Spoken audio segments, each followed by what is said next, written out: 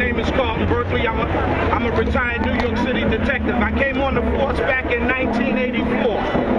And when I came on the force in 1984, with my training, I was told that chokeholds were illegal. So that was back in 1984.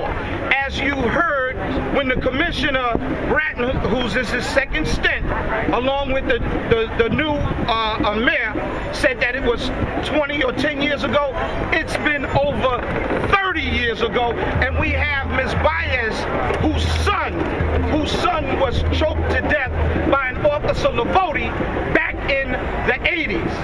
And it's important to note that that man, Lavoti, was not found guilty of homicide, of killing Baez. What he was convicted of and sent to jail was violating his civil rights, which sent a message that the police are above the law, which we know that the police are not above the law. Everybody has to adhere to the law, even the police. In regards to a statement that Commissioner Bratton made today, it was brought to my attention that he said that when people are videotaping or taking photographs or asking for shield numbers of police officers, that somehow makes the officers excited and they overreact.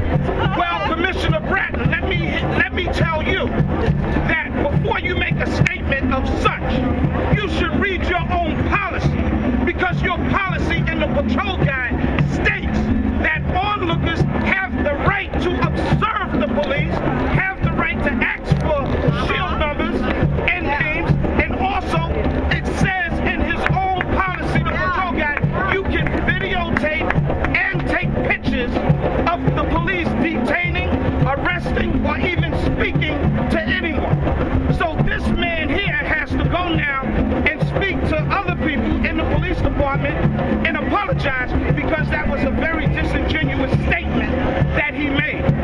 So I'm here to tell you, in regards to our brother who was killed, Eric Garner family, the police used a chokehold, which says in the patrol guide that chokeholds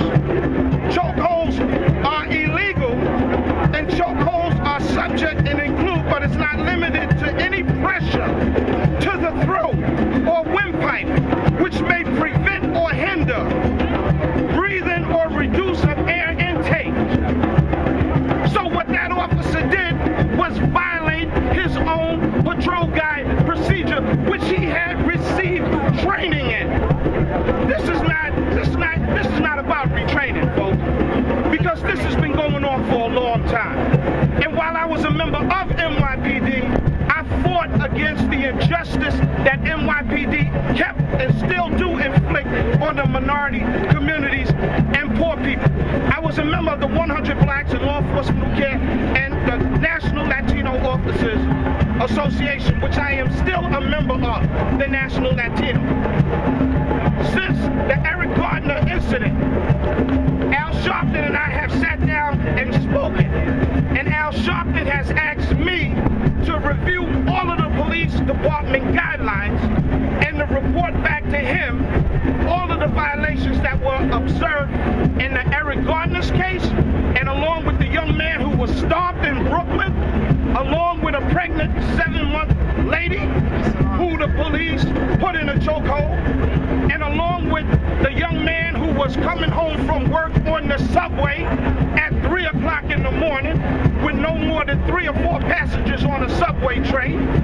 So for the police to harass that man for no reason at all was wrong.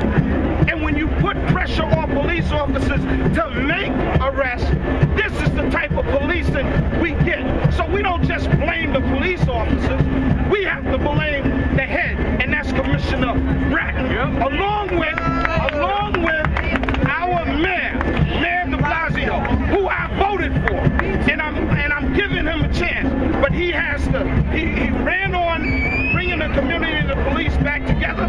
Well, I want to ask you, Mr. Mayor, how can you bring the community and the police together when you call a meeting on clergy and other people